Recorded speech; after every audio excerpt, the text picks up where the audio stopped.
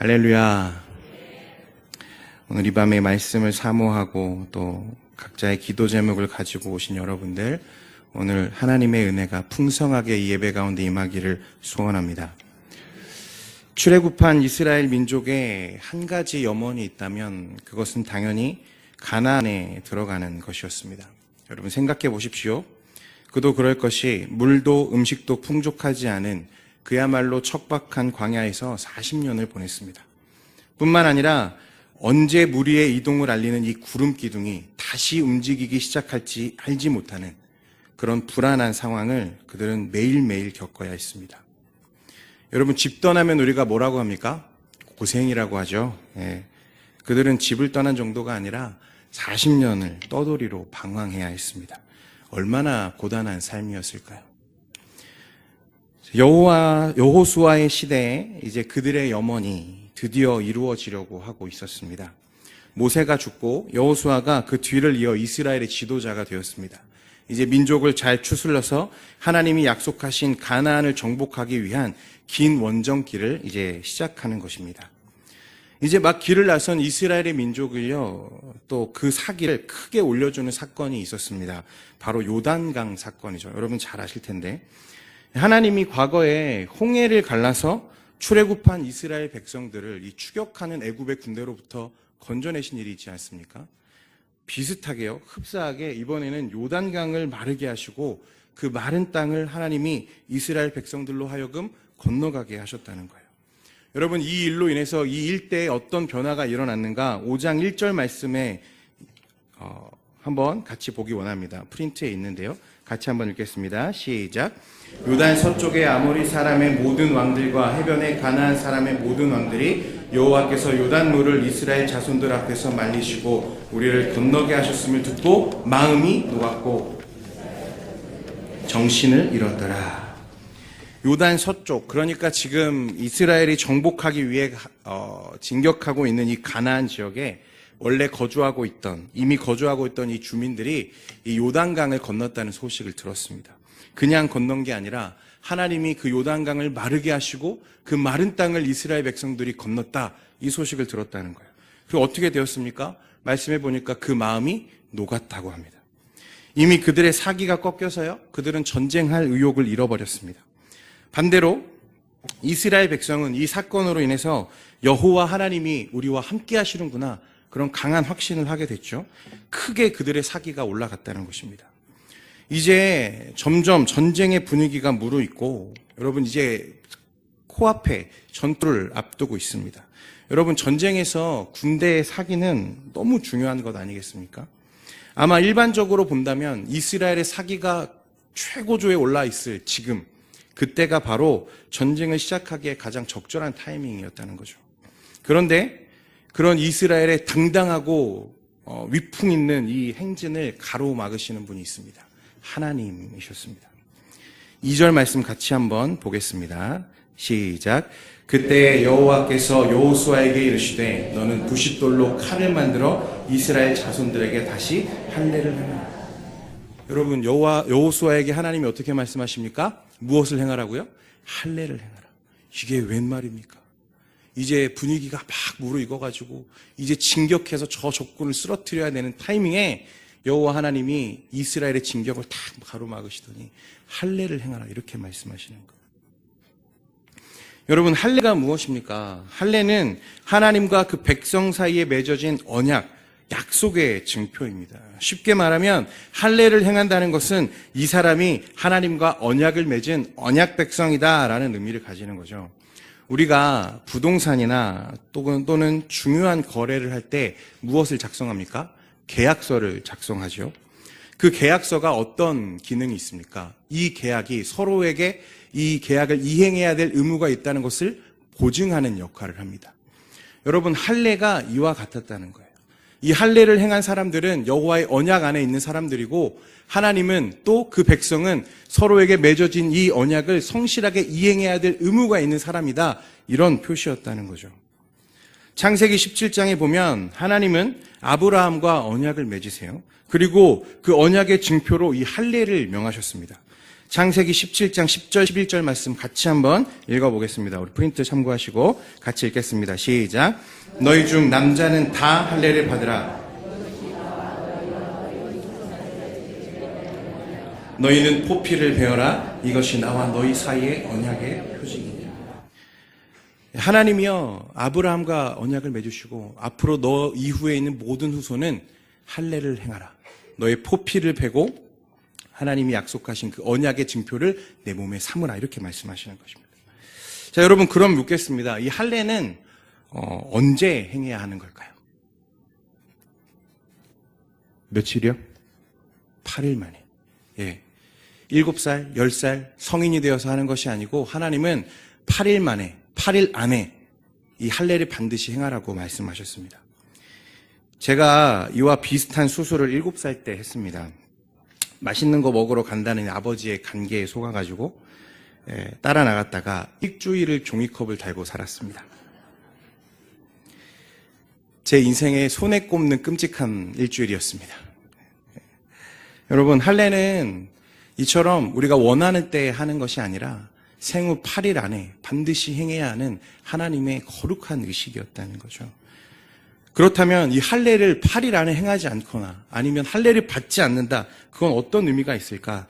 창세기 17장 14절에 기록하고 있습니다. 같이 보겠습니다. 시작. 할례를 받지 아니한 남자 곧 그 포피를 베지 아니한 자는 백성 중에서 끊어지리니 그가 내 언약을 해버리겠습니다. 여러분 할례가 중요합니까? 안 중요합니까? 중요합니다. 할례는 언약의 증표입니다. 하나님의 백성됨을 몸에 표시하는 너무나 거룩한 의식이었습니다. 그런데 어찌 된 일인지 약속의 땅 가나안을 정복하기 위해 진군하는 이스라엘 백성 중에 여러분 실제로는 여호수아와 갈렙을 제외하고는 그 누구도 할례를 받은 사람이 없었습니다. 하나님은 여호수아에게 이스라엘에게 모든 남자에게 다시 할례를 행하라 이렇게 말씀하십니다. 5절에 그 나온 백성은 다 할례를 받았으나 애굽에서 나온 후 광야길에서 난 자는 할례를 받지 못하였습니다. 어째서 지난 40년 동안 광야에서 그들은 이같이 중요한 할례를 단 한 번도 단 한 명도 행하지 않았을까요? 여러분 그들의 상황이 척박하고 어려웠던 것은 사실입니다. 자주 이동해야 하는 특성도 이해가 가죠. 그러나 여러분 애굽에서 처절한 종살이하던 중에도 할례는 반드시 행하던 이스라엘 민족이었습니다. 그래서 애굽 사람들과 융화되지 않고 자신들을 거룩하게 구별하고 있던 이스라엘 민족이었다는 거죠. 그런데 단지 척박한 환경이어서 자주 이동해야 되니까 그들이 이 중요한 할례를 파행하지 않고 유보했다? 여러분 그 쉽게 이해가 되지 않는 일이죠.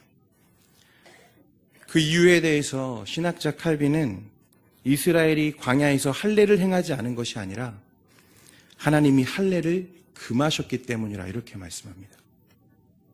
이게 무슨 말일까요? 오늘 말씀해 보면 여호수아를 통해 할례를 행하는 사람들은 출애굽 1세대들이 아닙니다. 출애굽 2세대입니다. 이 무리 중에 출애굽을 경험한 사람은 오직 여호수아와 갈렙밖에는 없었습니다. 애굽에서 출애굽한 1세대는 어디서 죽었습니까? 모두 광야에서 다 죽었습니다.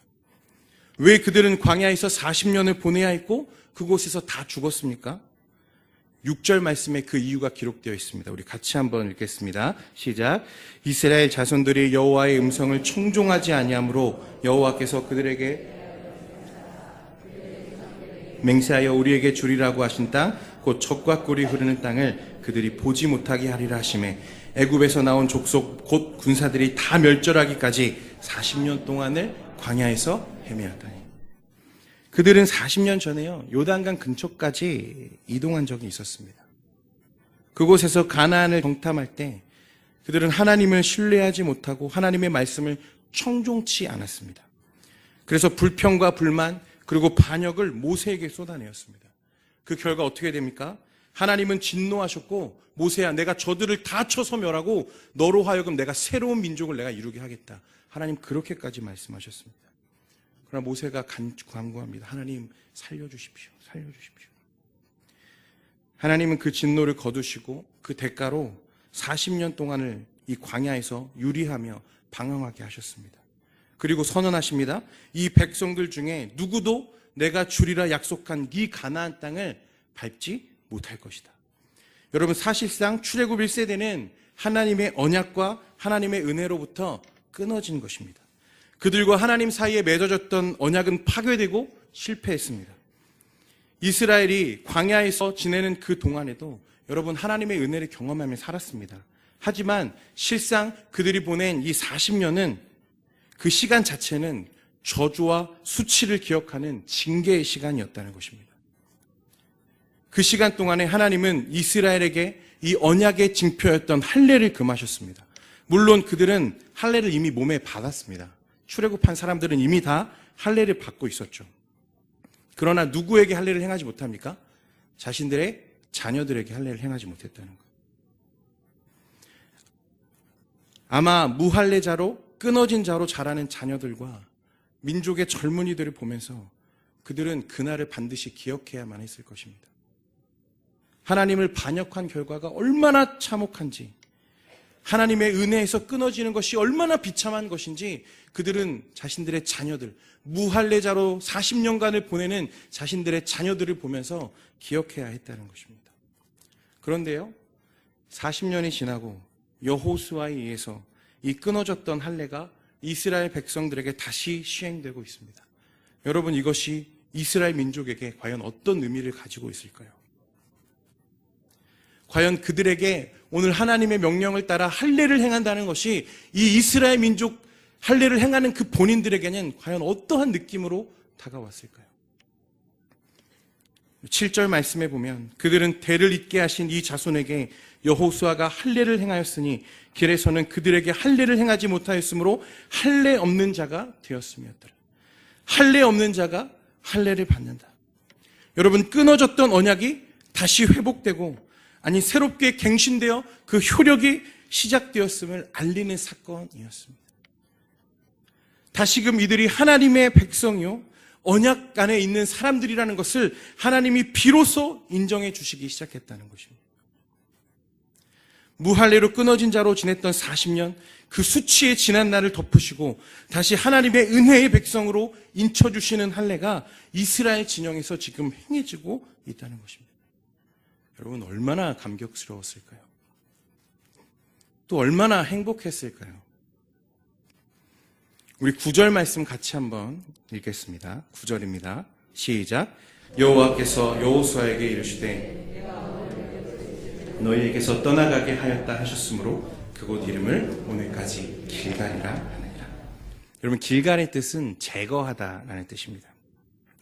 이곳에서 애굽의 수치와 저주를 하나님이 제거해 주셨다는 것입니다. 비로소 이스라엘은 다시 하나님의 언약 백성의 지위를 회복했습니다. 주 안에 사랑하는 성도 여러분, 수치와 저주를 제거한다. 혹은 덮어주신다. 여러분, 그 은혜의 감격스러움을 여러분들은 잘 알고 계시지 않습니까? 사실 우리 주 예수 그리스도 안에서 우리가 복음 안에 누리는 은혜가 바로 이것과 같습니다. 여호수아는 예수 그리스도를 예표하는 대표적인 인물입니다. 이스라엘을 이끌고 약속의 땅 가나안으로 들어가는 여호수아의 모습은 훗날 모든 자기 백성을 구원하여서 하나님의 나라로 인도하시는 참 목자이신 예수 그리스도의 모형이라는 것입니다.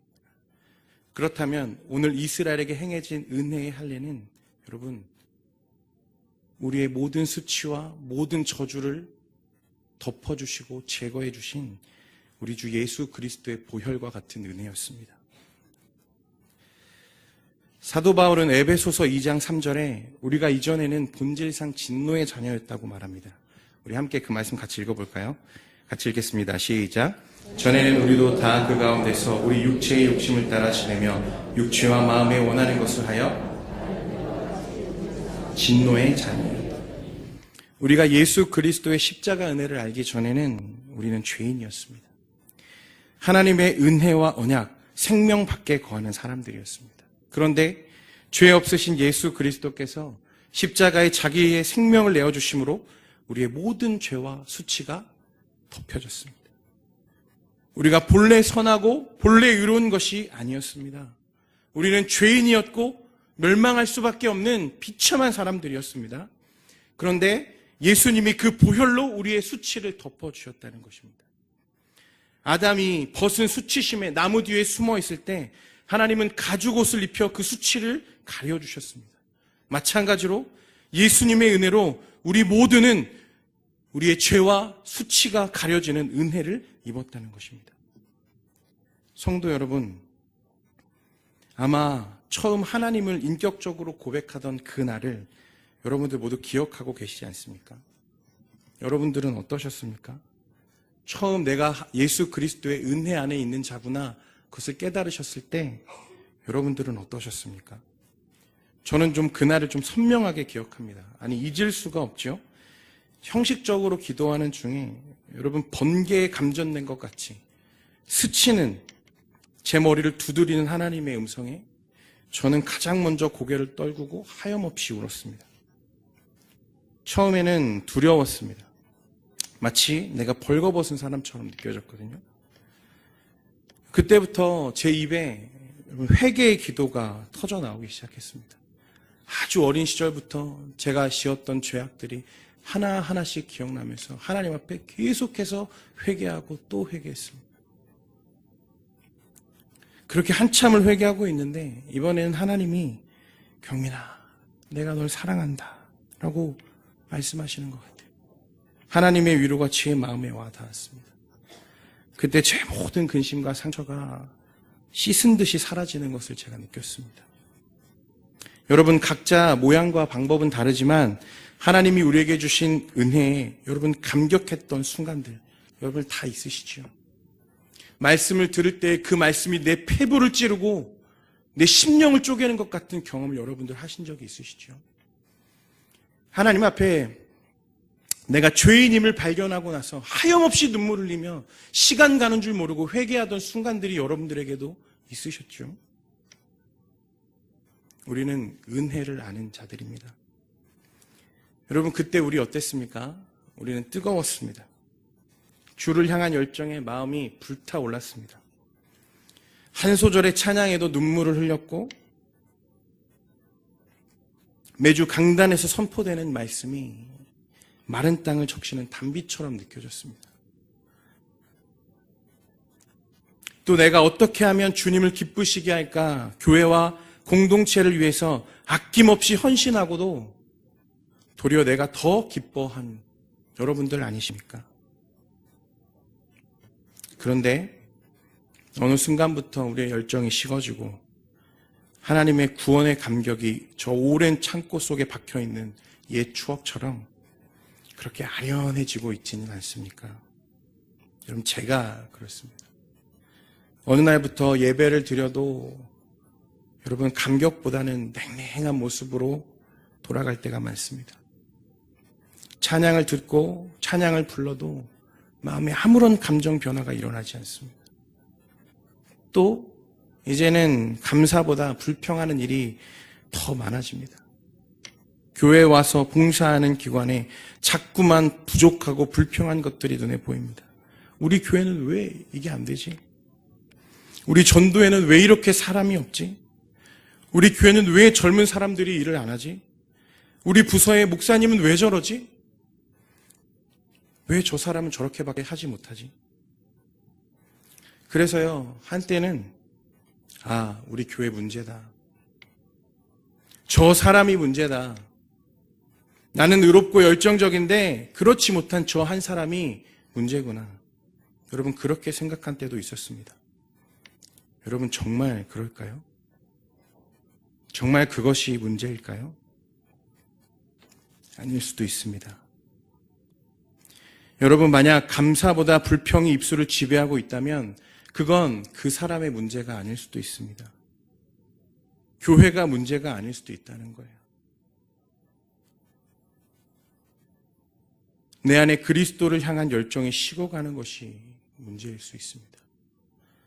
내 안에 불타올랐던 이 구원의 감격이 점차 소실되어 가는 것이 여러분 문제입니다. 여러분들은 아직도 감격하십니까?